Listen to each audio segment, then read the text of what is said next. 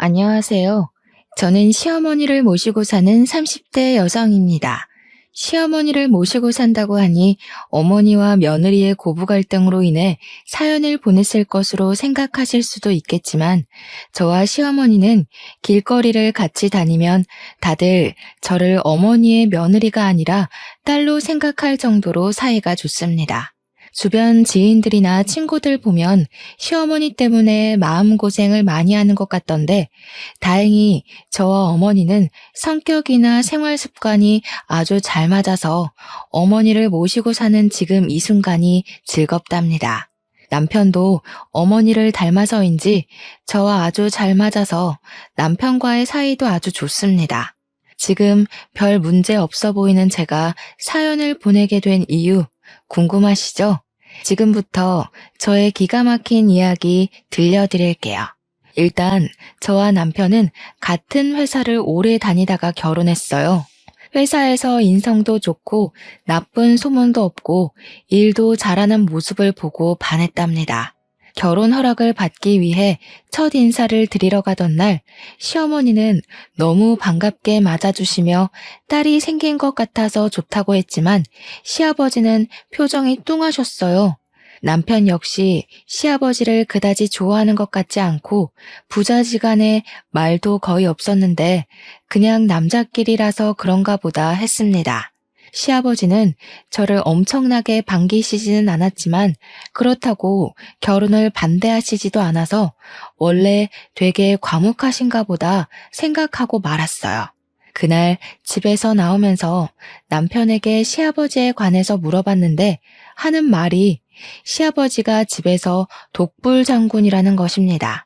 시어머니는 너무 심성이 착하셔서 결혼 초부터 시아버지가 뭐라고 하면 말 한마디도 못하셨다고 해요. 심지어 남편 어릴 때는 시아버지가 시어머니를 때리기도 했다고 합니다.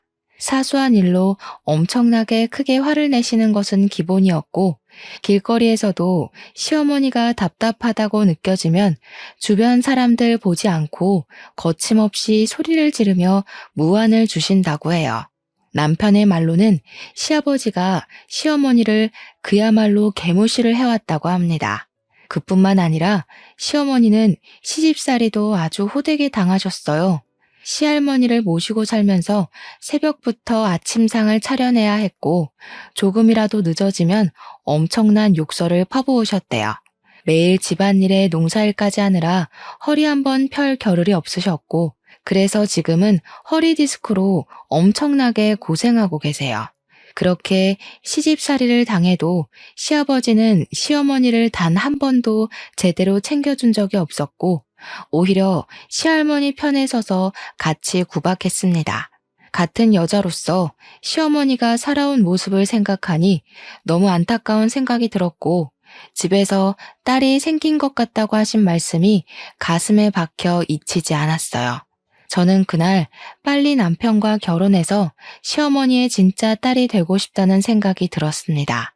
상견례를 하는 날 시아버지는 여전히 표정이 뚱했지만 저를 대놓고 반대하시는 것도 아니었어요. 이전에 남편에게 시아버지의 과거에 관한 이야기를 들어서인지 첫인사 때는 시아버지가 그저 과묵하다고만 생각했는데 이번에는 시아버지의 인상이 왠지 안 좋아 보였습니다. 상견례를 하는 동안 시아버지는 금전적인 도움을 기대하지 말라는 말씀 딱 한마디만 하셨어요. 서로 주거나 받지 말고 결혼식만 올리고 알아서 살라고 하셨습니다. 어차피 저도 남편도 부모님의 도움 없이 우리끼리 결혼하려고 했고 지금 제 이름으로 된 오피스텔이 있어서 거기서 신혼살림을 차리려고 했기에 아버지의 말씀에 불만은 없었어요. 다만 친구들 대부분은 시아버지의 사랑을 듬뿍 받으며 결혼 생활을 하던데 저는 그러지 못한다는 점이 조금 아쉽기는 했습니다. 결혼 후 한 달 정도가 지났을 무렵 명절이 다가왔어요. 대한민국 며느리에게 첫 명절은 잊지 못하고 가장 긴장되는 순간일 것이에요. 저 역시 마찬가지였습니다. 시댁과 우리 집이 그다지 멀지 않아 명절 연휴 첫째 날 아침에 시댁에 가기로 했어요. 일부러 새벽부터 일어나 시댁에 아침 일찍 도착하니 이미 시어머니는 일어나셔서 밥을 차리고 계셨습니다.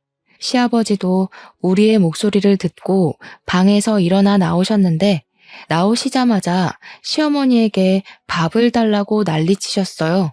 어머니는 아주 익숙하다는 듯이 시아버지의 밥을 푸고 국을 푸고 숟가락을 놓았습니다.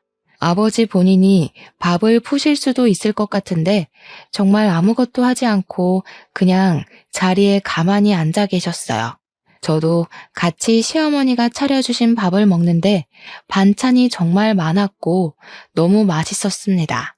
밥을 다 먹고 제가 설거지를 하려고 하니 시어머니가 평소에 일하느라 힘들 텐데 하지 말고 어서 쉬라고 하셨어요. 저는 밥 먹었으니 당연히 제가 한다고 했지만 절대 하지 말라고 하시더라고요. 결국 어머니가 밥도 차리시고 설거지까지 다 하셨는데 마음이 영 불편했습니다.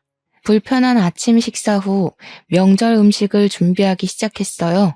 어머니의 지휘에 따라 저와 남편은 전을 부치고 어머니는 이것저것 다른 음식들을 준비하시기 시작했습니다.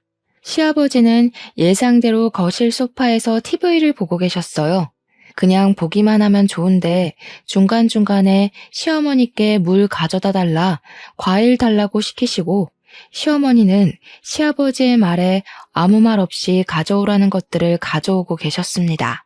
지금 음식 준비 자체도 정말 바쁘실 텐데 시아버지의 잔심부름까지 하시는 어머니의 모습을 보니 참 힘들어 보이셨어요.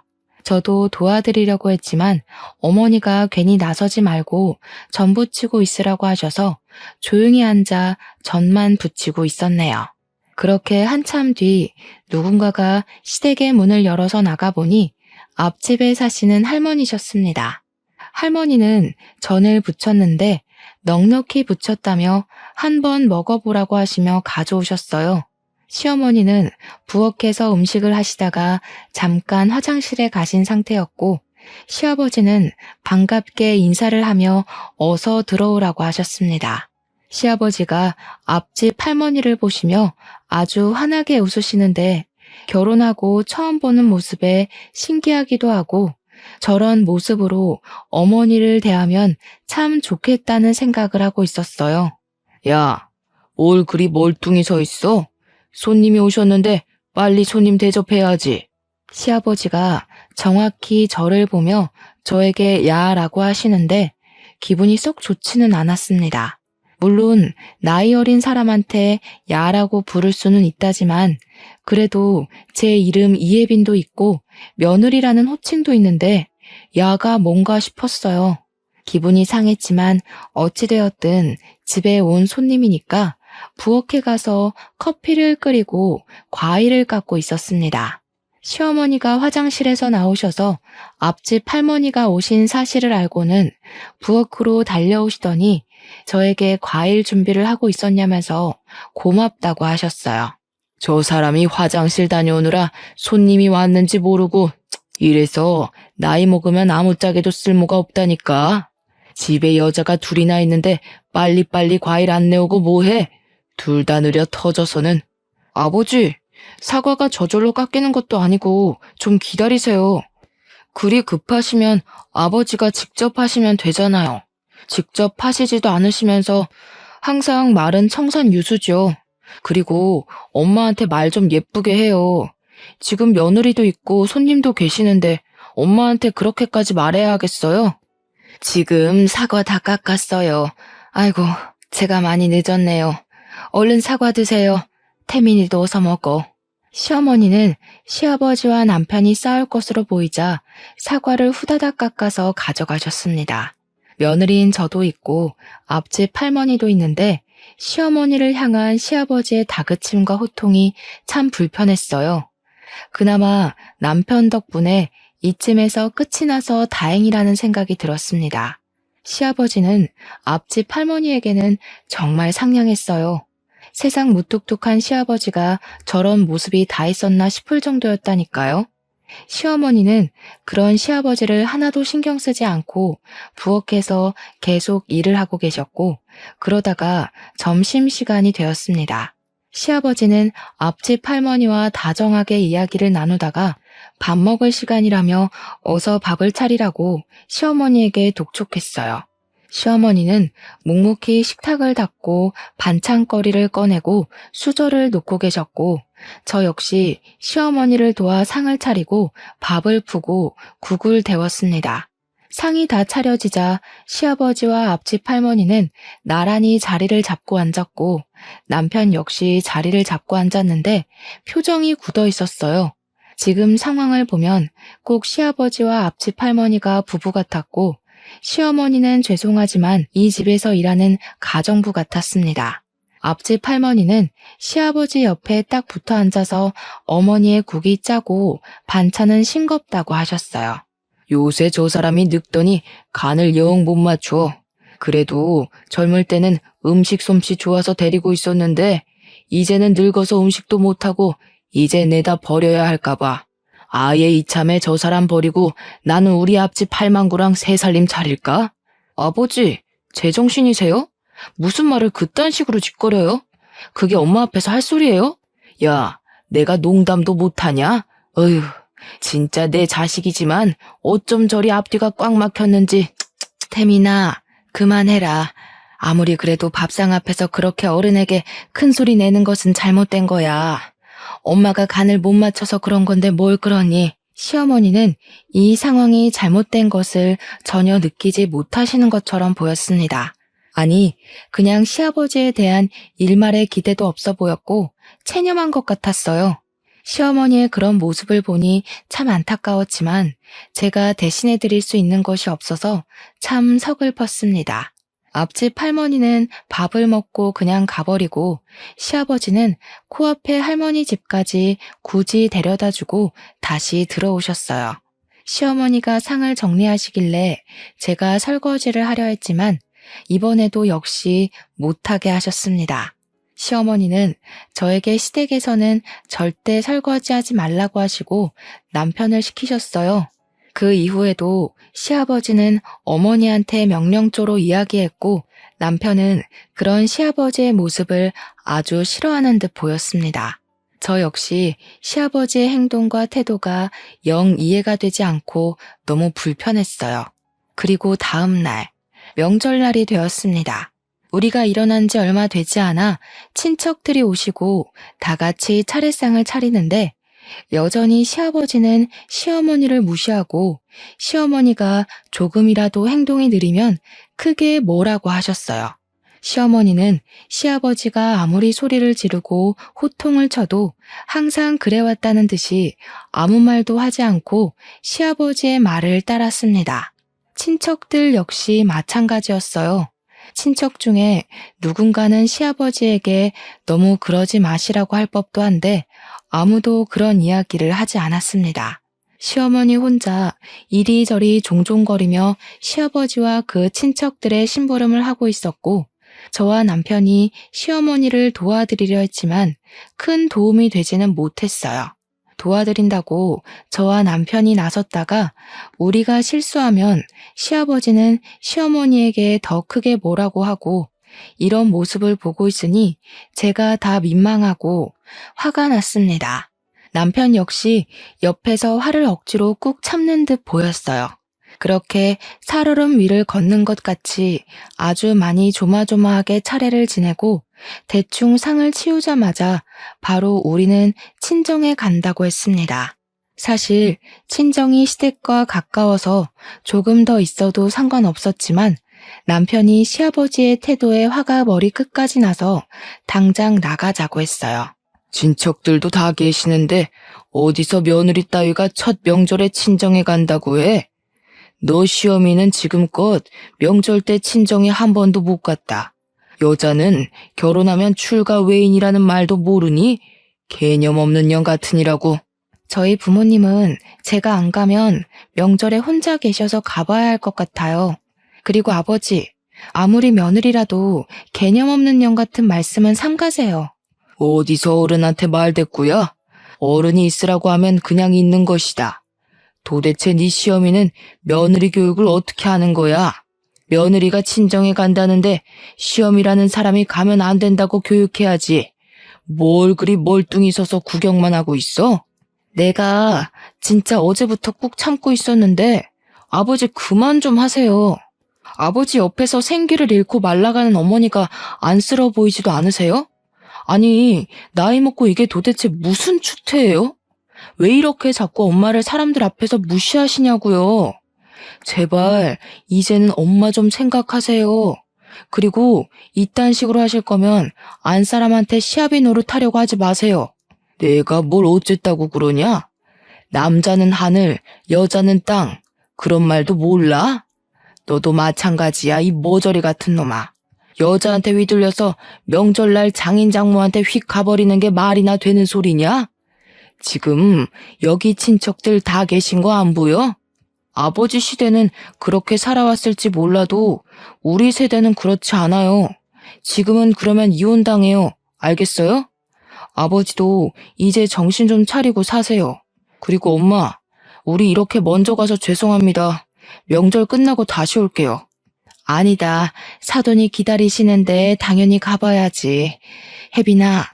혜빈이 첫 명절인데 너무 고생했다. 어서 가보렴. 집구석 아주 잘 돌아간다. 하늘에서 조상님들이 보시면 얼마나 한탄하실고. 어휴, 멍청한 저 여편네가 자기를 닮을 멍청한 며느리를 들였구먼. 쯧쯧. 너 친정 가지 마.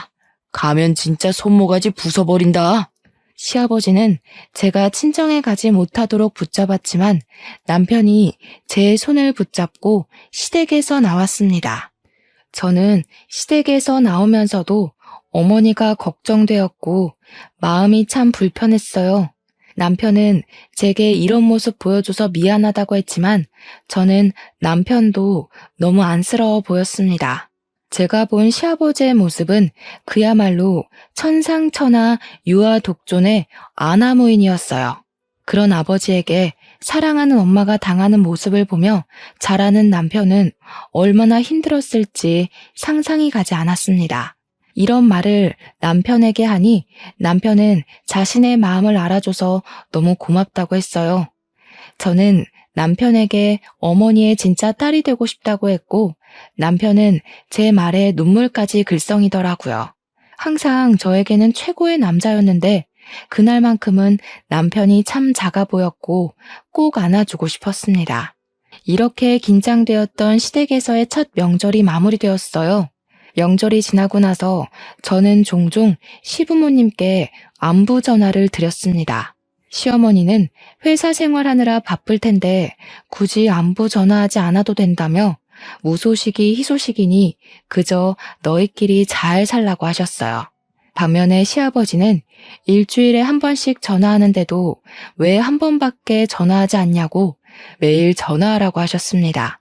그리고 전화 끊기 전에 꼭 하시는 이야기가 여자는 바깥일 하면 안 된다며 빨리 회사 관두고 집에서 살림이나 하라고 하셨어요.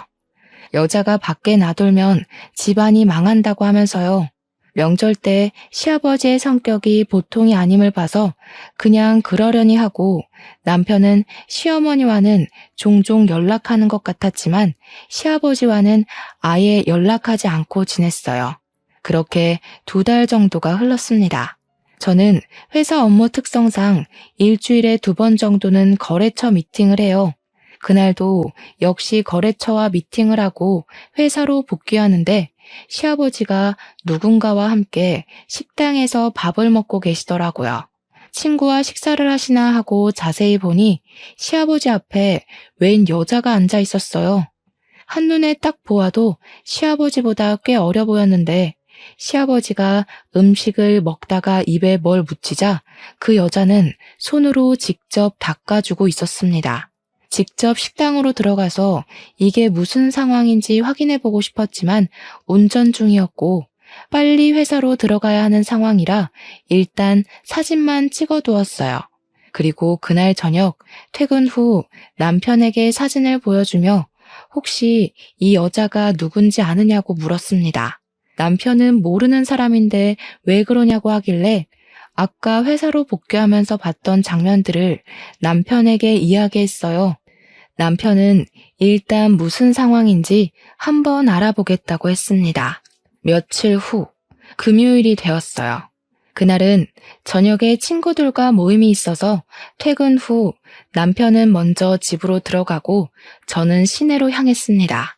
친구들도 다들 회사원이라 퇴근하고 모이니 저녁 7시가 되었더라고요. 우리는 원래 자주 가던 고깃집으로 들어갔는데 그곳에 시아버지와 그때 본 여자가 있었어요. 나는 바로 시아버지에게로 가서 인사를 한 후 이분은 누구시냐고 물어보았습니다. 시부는 아주 당당하게 애인이라고 하는데 아무 거리낌 없이 이야기하셔서 순간 제가 잘못 들은 줄 알았어요. 그래서 다시 물었습니다. 젊은 게 귀가 먹었나? 애인이라고 애인. 애인 몰라? 진짜 애인이요? 어머니는 어쩌시고 애인이세요? 어머니도 이 사실 아세요? 알든 말든 내가 무슨 상관이야? 그리고 지금까지 그 고리타분하고 멍청한 여자랑 살면 됐지. 내 노후까지 그년이랑 같이 살아야 해? 저는 이 상황이 너무 당황스러운데요. 어떻게 아버지가 어머니한테 그러실 수가 있으세요? 저 사실 남편에게 과거에 아버지가 어머니한테 어떻게 하셨는지 다 들었어요. 그런 어머니를 어떻게 이렇게 배신하세요? 어머니의 마음은 생각해보지 않으셨어요? 너도 태민이를 닮아서 아주 앞뒤가 꽉 막혔구나. 얘야, 요새같이 급변하는 시대에는 말이다. 조강지처가 있어도 다른 여자를 볼 수도 있는 법이란다. 오피스 와이프인가 그런 말도 있잖아. 너도 그냥 이 사람 나의 오피스 와이프라고 생각해라. 너도 그 말 알지? 오피스 와이프. 시아버지는 아주 당당하게 자신이 불륜을 저지르고 있다고 말하고 시아버지 앞에 상간녀는 다리를 꼬고 팔짱을 끼고 제가 아주 마음에 안 든다는 표정으로 저를 위아래로 훑어보았습니다. 그리고 이 황당한 상황을 제 친구들이 다 보았어요. 친구들은 충격에 멍해져 있는 저를 끌고 다른 곳으로 가자고 했습니다. 왜? 고기 안 먹고 그냥 가려고? 그럼 우리 식사 다 마쳤는데 여기 계산 좀 하고 가. 너 내 며느리잖아. 며느리로서 밥 한 번 살 수도 있는 거 아니야? 제가 아버지와 상간녀가 식사하신 것을 왜 계산해야 하나요? 말도 안 되는 소리 하지 마시고 저한테 며느리라고 부르지도 마세요. 아시겠어요? 저년이 처음 해봤을 때도 싹수 없어 보이더니만 가면 갈수록 마음에 안 들어. 어디서 며느리 따위가 시아버지한테 말대꾸야? 너 한번 맞아볼래? 이렇게 사람이 많은 이곳에서 아버지가 저를 때리시면 어떻게 될까요?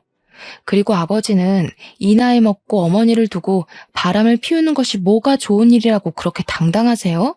전 정말 아버지 하나부터 열까지 이해가 안 돼요. 단 하나도요. 저와 시아버지는 감정이 격해져 목소리가 커졌고 고깃집에서 있던 다른 테이블의 사람들도 대충 어떤 상황인지 알게 되었는지 웅성거리며 이상한 눈으로 아버지와 상간녀를 보았습니다. 시아버지는 그런 사람들에게 이상한 눈으로 보지 말라며 되레 큰 소리였고 상간녀는 얼굴을 가리고 고깃집을 황급히 나갔어요. 그 와중에 시아버지 계산을 안 하고 나가는 바람에 어쩔 수 없이 제가 시아버지와 상간녀가 먹은 것들을 계산했습니다. 저와 친구들은 다른 곳에서 식사하는데 정말 밥은 하나도 안 넘어가고 술만 마시고 싶었어요. 시어머니를 생각하니 그저 마음이 답답하고 같은 여자로서 너무 속상했습니다. 그동안 그렇게 시아버지한테 무시당하고만 살았는데 말년에는 시아버지에게 배신까지 당하게 되었잖아요. 제가 본 시어머니는 너무 좋으신 분이고 정말 며느리도 딸처럼 생각하시는 너무 좋으신 분이신데 그런 분이 이렇게 시아버지에게 당하시는 것이 너무 화가 나고 분했습니다. 그날 결혼 후 처음으로 술을 많이 마셨고 결국 저는 친구의 등에 업혀서 집으로 들어갔어요. 다음 날 환한 대낮에 잠에서 깼는데 머리가 정말 깨질 듯이 아팠습니다. 남편은 그런 저를 위해 해장국을 끓이며 도대체 무슨 술을 그리 많이 마셨냐고 뭐라고 했어요. 저는 남편에게 어제 제가 본 것들을 하나도 빠짐없이 다 이야기했습니다. 남편은 화가 머리끝까지 나서 시댁으로 당장 가려고 했고, 저는 일단 진정하라고 말렸어요. 남편이 시아버지에게 화가 나서 지금 당장 따지고 싶은 것은 당연했지만 시어머니가 이러한 사실을 알면 크나큰 충격을 받을 것 같았거든요. 아무리 나이가 들어도 남편에게는 여자가 되고 싶은 것이 여자 마음인데 한평생 같이 살아온 남편이 다른 여자와 바람이 났다는 사실을 알게 되었다면 제정신일 여자가 어디에 있겠어요? 이런 상황을 겪어보지 않아서 잘은 모르겠지만 아마 굉장히 자존심이 상하고 정말 서글플 것 같았습니다. 그래서 일단 참고 시어머니 없을 때 시아버지와 둘이서만 만나서 이야기하든 따지든 하라고 했어요. 남편도 제 말에 동의하고 일단 시아버지에게 전화를 걸어 우리 집으로 오시라고 했습니다. 저는 당연히 오지 않으리라고 생각했는데 웬일로 알겠다고 하고 바로 오셨어요. 남편은 시아버지를 보자마자 아주 크게 화를 내며 어떻게 엄마한테 그럴 수가 있냐고 엄마가 불쌍하지도 않냐고 했습니다. 시아버지는 저를 째려보더니 어떻게 어제 본 이야기를 다 자기 남편에게 다 말할 수가 있냐고 하며 오히려 저를 혼내셨어요. 저와 남편은 시아버지의 당당함과 뻔뻔스러움에 아주 기가 찼습니다. 남편은 당장 상간녀와 헤어지라고 하고 시아버지는 내가 진짜 사랑하는 사람이라고 하며 못 헤어진다고 하셨어요. 그리고 시아버지는 이런 이야기할 거면 다시는 집으로 초대하지 말라고 하며 씩씩거리며 나갔습니다. 저는 시아버지의 모습에 너무 화가 났어요. 저도 일이 화가 나는데 평생을 본 남편은 얼마나 화가 날까 싶었습니다. 제가 지금 남편에게 할 수 있는 일은 그냥 조용히 남편을 마음으로 위로해주고 지지해주는 일밖에 없었어요. 그날 후로 우리는 주말마다 시댁에 갔습니다. 마음 같아서는 매일 가서 시아버지의 폭언으로부터 시어머니를 보호하고 싶었지만 회사 때문에 그러지 못했고 대신 주말마다 가서 시어머니의 말벗이 되어드리고 시아버지가 시어머니에게 뭐라고 하면 우리가 막아드렸어요. 시어머니는 시아버지를 정말 사랑했습니다. 시아버지가 나갈 때마다 운전 조심하라고 신신당부를 하셨지만 시아버지는 그런 시어머니의 말을 엄청 귀찮게만 생각했어요. 그렇게 시어머니가 준비해준 옷을 입고 시어머니가 차려준 아침밥을 먹고 시아버지는 주말마다 한껏 꾸미고 나갔습니다. 아마 상간녀를 만나러 가는 것 같았어요.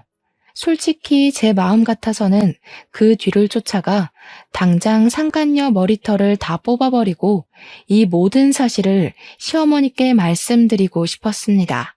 그래서 시아버지와 시어머니를 이혼시키고 어머니를 모시고 살고 싶었어요. 그러나 시아버지의 불륜 사실을 알게 되면 시어머니께서 큰 충격을 받으실 것 같아 말을 차마 할 수가 없었습니다. 그러던 어느 날 남편과 제가 함께 거래처 갔다가 복귀하는데 상간녀와 그녀의 아들로 보이는 사람이 길을 걷는 것을 보았어요. 그 아들은 근처 중학교 교복을 입고 있었는데 회사에서 친하게 지내는 동료의 아들과 같은 중학교였습니다. 저는 남편에게 저 사람이 그때 시아버지와 같이 있던 여자라고 이야기했어요. 남편은 일단 그 둘의 사진을 찍었고 차를 근처 주차장에 세운 뒤 그들의 뒤를 밟았습니다. 상간녀는 회사 근처의 오래된 빌라에서 살고 있었어요. 두 모자가 집으로 들어가려고 할 때 우리는 그들을 불러 세웠는데 상간녀 아들의 교복에는 이진호라는 명찰이 있었습니다. 상간녀는 처음에는 무슨 일이냐고 하다가 제 얼굴을 보고 소스라치게 놀라며 자기 아들에게 얼른 집으로 들어가라고 했어요. 남편은 상간녀의 아들이 들어가자마자 우리 아버지랑 도대체 무슨 생각으로 만나고 있냐고 했습니다. 상간녀는 저번에 고깃집에서 만날 때는 다리 꼬고 팔짱 끼고 아주 거만한 자세로 있더니 이번에는 자기 아들이 있어서 그런지 쩔쩔매는 모습이었어요. 상간녀는 자신의 남편이 사고로 몇 년 전에 죽고 너무 외롭고 힘들어서 만났다고 하며 얼른 헤어지겠다고 했습니다. 남편은 그런 상간녀에게 당장 헤어지지 않으면 가만두지 않겠다고 울음장을 놓았고 상간녀는 알겠다고 했네요. 그리고 회사로 복귀한 후 회사 동료에게 사진을 보여주며 아들에게 이진호라는 친구를 아느냐고 물어봐 달라고 했어요. 회사 동료의 아들과 상간녀의 아들이 베스트 프렌드였고 그래서 상간녀 아들 이진호의 연락처까지 알 수 있었습니다. 나중에 혹시 모를 상황에 대비하여 진호군의 전화번호도 저장해놨어요. 그 뒤로도 우리는 주말마다 시댁에 갔는데 시아버지는 거의 집에 있었습니다. 저와 남편은 시아버지와 상간녀가 당연히 헤어졌을 것으로 생각했어요. 그렇게 몇 달이 흘러 아버지의 생신날이 다가왔습니다. 그때가 아버지 칠순이라 좋은 한정식 집을 예약해서 가족끼리 생신 파티를 계획했어요. 솔직히 남편과 저는 그냥 조용히 집에서 미역국이나 끓여 먹고 싶었지만 시어머니가 그래도 아버지 칠순인데 아무것도 안 하면 동네 사람들이 손가락질한다고 해서 어쩔 수 없이 했습니다. 한정식 집에 부모님과 우리 부부 이렇게 4명으로 예약을 하려고 하니 시아버지가 본인이 직접 예약을 한다고 하며 저에게 절대 식당 예약 전화를 하지 말라고 했어요. 저는 시아버지가 특별히 드시고 싶은 음식이 있나 보다 생각해서 알겠다고 했습니다. 생신 당일, 저와 남편이 먼저 식당에 도착해서 아버지 이름으로 예약했다고 하니 식당 직원분이 5분으로 예약한 것 맞으시냐고 물었어요. 제가 우리는 성인 4명인데 왜 5명이냐고 잘못하신 것 아니냐고 했더니 분명히 5분으로 적혀 있다고 하며 확인해 보겠다고 했습니다.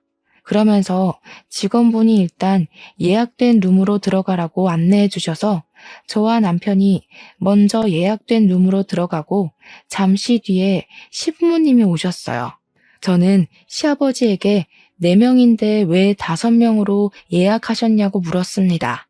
시아버지는 이 자리에 같이 하고 싶은 사람이 있어서 일부러 5명으로 예약했다고 하셨고 잠시 뒤 룸의 문이 열렸어요. 그리고 제 눈앞에 나타난 사람을 보고 저는 기겁을 했습니다. 그 사람은 바로 시아버지의 상간녀였습니다. 상간녀가 한껏 치장하고 시어머니와 우리 앞에 나타난 거예요. 남편은 화가 잔뜩 난 얼굴로 도대체 당신이 여기를 왜 왔냐고 했습니다. 내 애인에게 네가 뭐니 네가. 이제 이 사람이 너희들의 어머니가 될 것이니 잘 모시고 살아라. 까불면 가만 안 둔다. 아버지, 지금 제정신이세요? 어떻게 이 사람을 이 자리에 들일 수가 있어요? 어머니의 마음은 생각해보지 않으셨어요? 평생토록 어머니를 못 살게 굴더니 이제는 바람이세요. 제발 좀 엄마 좀 생각해 주세요. 그리고 당신은 제정신이야? 여기가 어디라고 함부로 기어들어와. 내가 그때 헤어지라고 했잖아. 헤어지려고 했는데 우리 오빠가 나 없으면 못 살고 죽는다고 붙잡는데 어째? 답답한 여편네랑 살기 힘들다나 뭐라나. 그래서 어쩔 수 없이 다시 만났어. 저 여자가 과연 아버지를 정말 사랑해서 만나는 것 같아요? 저 여자 아버지의 돈 바라고 사귀는 거예요. 솔직히 나이도 어린 사람이 늙어 빠진 아버지 같은 분을 왜 만나요? 안 그래요? 그래도 상관없어. 늙어 빠진 네 엄마보다는 이 사람이 나에게 더 힘이 되니 그것만으로도 나는 아주 좋아. 내가 진짜 사랑하는 사람은 이 사람이고 내 땅이며 내 집, 대대로 물려내려온 내 유산까지 다 이 사람에게 줄 거야. 나는 이 사람 없으면 못 살아. 상간녀에게 자신의 유산과 땅을 다 물려줄 거라는 말에 남편은 시아버지에게 소리를 지르고 있고 시어머니는 자리에 앉아 그저 눈물만 흘리며 내가 못나서 그러니 진정하라고만 하셨습니다. 저는 시어머니의 그런 모습을 보니 너무 답답해서 화가 났어요. 지금까지 두 분의 모습을 보았을 때 시어머니는 시아버지에게 평생을 가스라이팅 당한 것 같았습니다. 작은 일에도 닥달하고 호통만 치는 시아버지에게 기가 푹 죽어서 한마디도 못하고 평생을 살아가셨을 모습을 생각하니 답답하고, 이렇게 시아버지가 큰 잘못을 저지르고 있음에도 시어머니는 아무 말도 못하시는 모습을 보니 화가 났어요. 지금까지 두 분의 모습을 보았을 때 시어머니는 시아버지에게 평생을 가스라이팅 당한 것 같았습니다. 작은 일에도 닥달하고 호통만 치는 시아버지에게 기가 푹 죽어서 한마디도 못하고 평생을 살아가셨을 모습을 생각하니 답답하고, 이렇게 시아버지가 큰 잘못을 저지르고 있음에도 시어머니는 아무 말도 못하시는 모습을 보니 화가 났어요. 시어머니는 시아버지에게 평생토록 헌신했는데 시아버지는 그런 시어머니를 헌신짝처럼 대하고 있었습니다. 시어머니의 눈물을 보면서 시아버지와 상간녀를 가만두면 안 되겠다고 생각했어요. 저는 분노의 눈이 뒤집혀서 상간녀의 머리채를 잡았습니다. 상간녀는 저에게 욕을 하며 주먹질을 해댔지만 절대 그 머리카락을 놓치지 않았어요. 그런 모습을 본 남편은 저번에 길거리에서 찍었던 아들의 사진을 보여주며 당장 아들에게 이 사실을 말하겠다고 했습니다. 그리고 저번에 저장해뒀던 상간녀 아들의 번호를 불러주며 당장 전화하겠다고 협박했어요. 그렇게 시아버지 옆에서 기고만장했던 상간녀는 아들의 번호를 우리가 알고 있다는 걸 알자 우리 앞에서 무릎을 꿇으며 아들은 이 사실을 모르게 해달라고 했습니다. 시아버지는 그렇게 사랑한다던 상간녀가 저에게 머리채가 잡히고 남편에게 협박을 당할 동안 아무런 말이나 행동을 하지 않고 그저 구석에서 떨고만 있었어요. 그만 좀 해라. 그만. 내가 이렇게 말리 마. 제발 내가 사랑하는 사람 괴롭히지 마. 나도 이렇게까지 하기는 싫었다. 사실 너희 엄마랑 나 서로 사랑해서 결혼한 사이도 아니었고 부모끼리 정한 약속으로 어쩔 수 없이 정략 결혼한 거야. 그렇게 평생 사랑이라는 감정을 모르고 살아왔다가 내 나이 70살이 돼서야 진짜 사랑하는 이 사람을 만났어. 그러니 제발 이 사람 그만 괴롭히거라. 그럼 평생을 다해 아버지를 모신 엄마는요? 엄마의 인생은 어떻게 책임지실 거예요? 그렇게 엄마가 싫었으면 차라리 애초에 이혼하시던가 아니면 그렇게 힘들게 괴롭히시나 말든가요. 나는 그렇게 하면 너희 엄마가 나를 떠날 줄 알았어. 그런데 내가 아무리 싫은 소리를 하고 욕을 하고 심지어 때리기까지 해도 내 옆에 계속 있더구나. 아무튼 내가 미안하다. 정말 미안해. 아버지가 어머니의 인생을 망치셨으니 이제라도 어머니께 보상해 주세요. 어머니와 이혼하시고 아버지 앞으로 있는 땅과 재산들 그리고 주택까지 전부 다 어머니 앞으로 넘기세요. 만약에 안 하시면 저희 당장 상간녀 소송에 이혼 소송할 겁니다. 그럼 위자료가 적지 않게 나올 건데 괜찮으시겠어요? 소송? 안 돼. 그건 안 돼. 소송 걸리면 우리 아들도 알게 되잖아. 절대 안 돼. 오빠, 그냥 이혼하고 땅이며 주택이며 재산들 다들 저 사람에게 넘겨줘요. 부탁해요. 상간녀의 말에 시아버지는 알겠다고 하며 다 넘기겠다고 했습니다. 저는 혹시라도 나중에 말이 바뀔 수도 있을 것 같아서 직원에게 종이를 가져오라고 하고 그 자리에서 다 넘기겠다는 각서를 썼어요. 각서를 다 쓰고 조금 잠잠해지니 그제야 음식이 나오기 시작했습니다. 직원분은 심각한 이야기 중이신 것 같아서 음식을 드리지 못했다며 늦어서 죄송하다고 했어요. 저와 남편 그리고 시어머니는 시아버지와 상간녀에게 둘이서 오붓하게 데이트 즐기라고 하고 그 자리에서 나왔습니다. 그리고 바로 시댁으로 가서 시어머니의 짐을 챙겨서 우리 집으로 모시고 왔어요.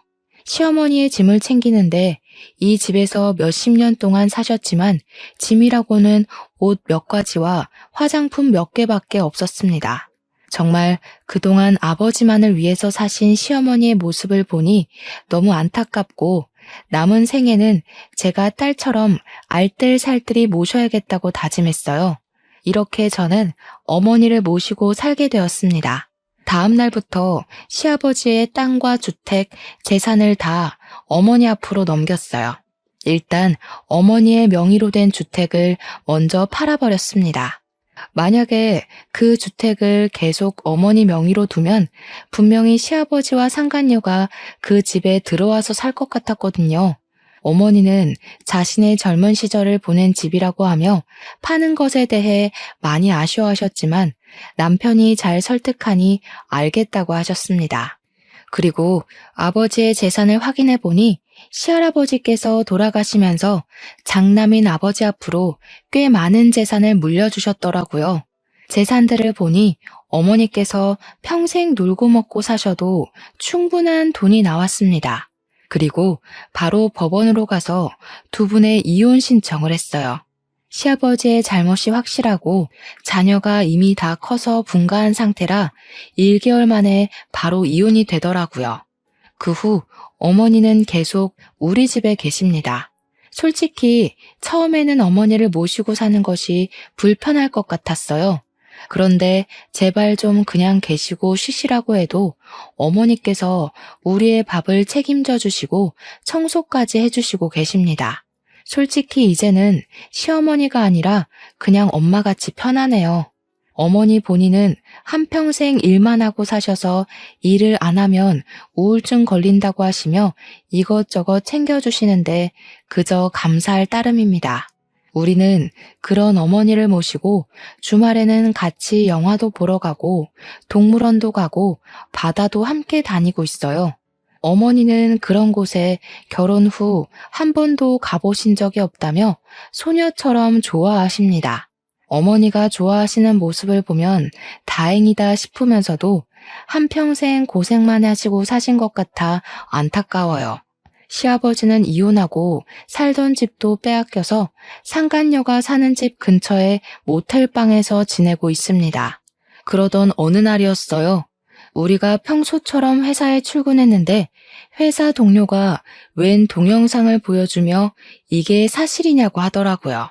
보니까 예전에 고깃집에서 제가 시아버지와 상간녀를 보고 따지던 영상이었습니다. 다행히 저의 얼굴은 나오지 않고 시아버지와 상간녀의 얼굴이 제대로 찍혀 있더라고요. 당시 고깃집에 있던 손님이 동영상을 찍었고 이 동영상이 여기저기 퍼지면서 회사 동료들까지 알게 되었습니다.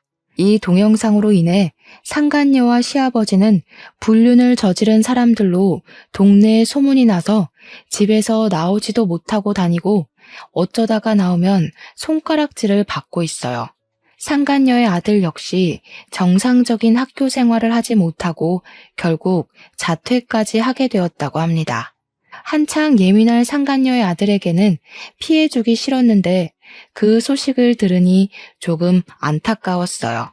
그 뒤로 동네에서 소문으로는 상간녀가 진짜로 시아버지를 사랑해서 만난 것이 아니라 혼자 아들을 키우는 것이 힘들어서 재산이 있는 시아버지를 깨어서 편하게 살아보려고 한 것인데 시아버지가 모든 재산을 다 빼앗기고 빈털터리가 되니 상간녀가 바로 시아버지를 버렸다고 합니다.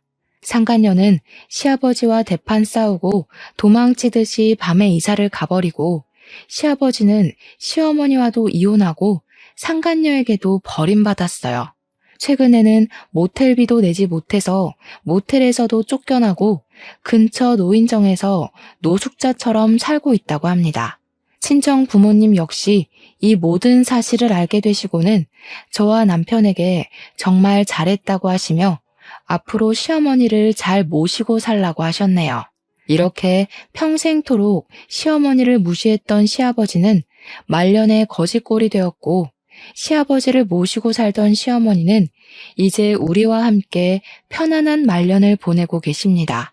어제는 시어머니가 저의 손을 잡으며 남편 복은 없어도 며느리 복은 있는가 보다고 하시며 요새는 이전과 다르게 잠도 푹 잘 자고 몸도 한결 좋아졌다며 너무 고맙다고 하셨어요.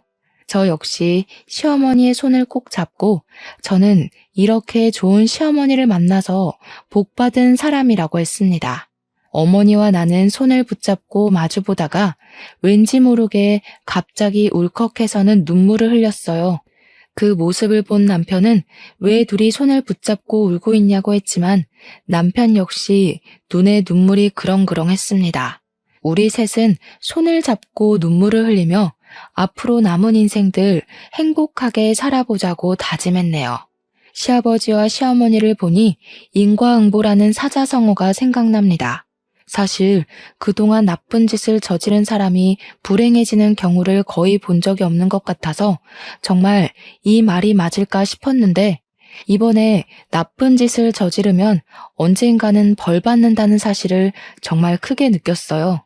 시아버지가 그렇게 천상천하 유아독존으로 시어머니를 무시하고 살았는데 말년에 노숙자가 될 줄은 상상이나 했겠습니까?